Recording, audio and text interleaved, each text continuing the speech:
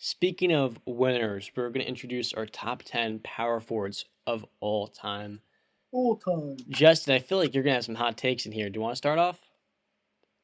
You guys always set me up, man. This is I always You start set this stuff yourself up. off. We don't put, like I was saying before, I mixed up the words. You put Paul Pierce over Melo.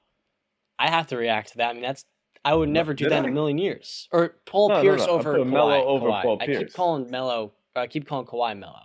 You see, John really wanted to put them in his top 10. He's just in denial. Right. So, all right. So I'll kick off the power forwards. Should I go from 10 to 1 or should I go from 1 to 10? Start at 10. 10. Start on 10? Oh, we're starting with the fun stuff. Well, at number 10, you guys know me. I'm going back to my modern mindset.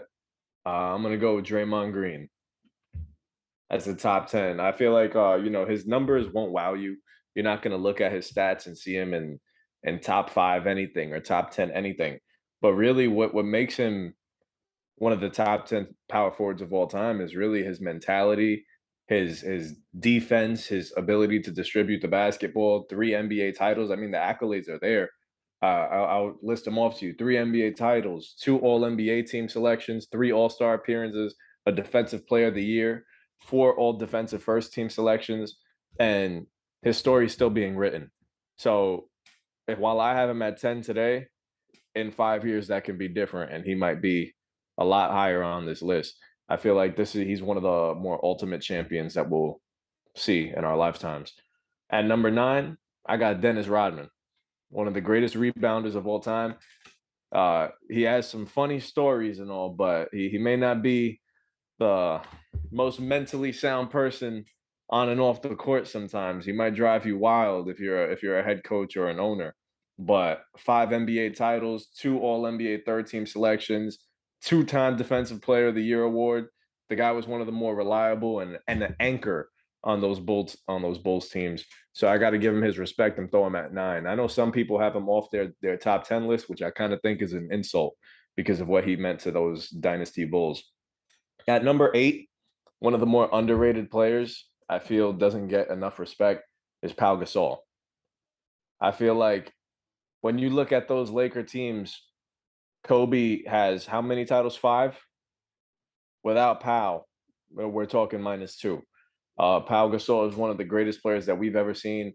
As far as fundamentally sound, this guy just did everything correctly. He made clutch shots. He had big blocks. He's probably one of the greatest international NBA players of all time at the same time as well. 2 titles, 4 All-NBA selections, and a 6-time All-Star. Give Pau Gasol his respect. At number 7, I'll go old school and I'll go Kevin McHale, the Celtics legend, 3 NBA titles, 1 All-NBA first team, 7 All-Star appearances, a 6 All-Defensive selections. That's a lot. And he even won 2 Six-Man of the Year awards too to go on top of that. Kevin McHale's an all-time legend. And at number 6, I love watching TNT and watching Charles Barkley. So I'm gonna give love to Charles Barkley. So I gotta show him what you think he's too low? Okay. I respect it. That's fine. Um, how could you not put Charles Barkley in your top 10? I mean, I don't really need to say too much. His personality alone probably makes him number 1. So I'll leave it at that. I won't go through the accolades. I'll save that for you guys. At number 5, I got the Greek Freak.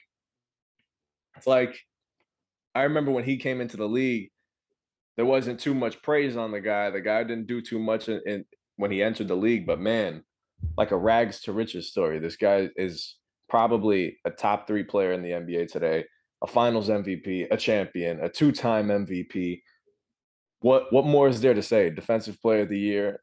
He literally lives up to his name. He truly is a freak. He's the Greek Freak. So I got Giannis at number 5. Number 4, I've been working on this shot all my life. The fadeaway, one leg up, trying to copy Dirk Nowitzki all my life. For a second, I thought you were going with the Duncan Bink shot. I was like, oh no. No. So I've been trying to master this Dirk shot all my life. And I will say this, if you put me on a court, that's probably the best shot. I might make it at least 6 times out of 10. I'm bad at basketball, but that's a high number for me. Dirk probably has, we spoke about Kawhi and as having one of the greatest finals runs of all time, but I feel like Dirk is number one to me. I'm sorry if you guys hear my dog barking, but I put Dirk number one. That that run against the Miami Heat, when everybody walked into that season saying Miami had this in the bag. This guy went in there with Jason Kidd as his starting point guard, Sean Marion, Tyson Chandler, Jason Terry, and went up against probably one of the greatest of all time, or second greatest of all time, or first in some eyes in LeBron. Dwayne Wade's one of the greatest shooting guards of all time, and Bosh complemented them perfectly. An underrated power forward, who's probably going to be a Hall of Famer. And Dirk went in there and beat them. LeBron was nice enough to help him too. So I won't take the jabs, but Dirk easily deserves this top five. He's definitely belongs in the top five. Anybody that doesn't have him there is crazy. At number three, this is where I wrestled. I wrestled with the top three. Well, I guess I can't say top three. The 2 and 3 I flopped, but I put Kevin Garnett. Kevin Garnett is probably one of the more dominant players that I've ever seen in my life. I love the energy that he always brought to the court. I didn't get to watch too much of his Minnesota days. I really started to fall in love with basketball when he got to Boston. And what he meant to those Boston teams, you can't even put it into words how valuable he was to that squad. Let me I have a fun stat if you're a Wolves fan, for any Wolves fans out there, just how much of an impact he made on the Timberwolves. Minnesota made the playoffs in 8 of 14 Garnett seasons, and only once in the 18 years without him. That's the kind of impact he had. KG is an absolute monster. At number 2, I got Karl Malone. Got to give him his respect. One of the more consistent players of all time. You knew what you were getting day in and day out from him. His legacy, he probably would be up there.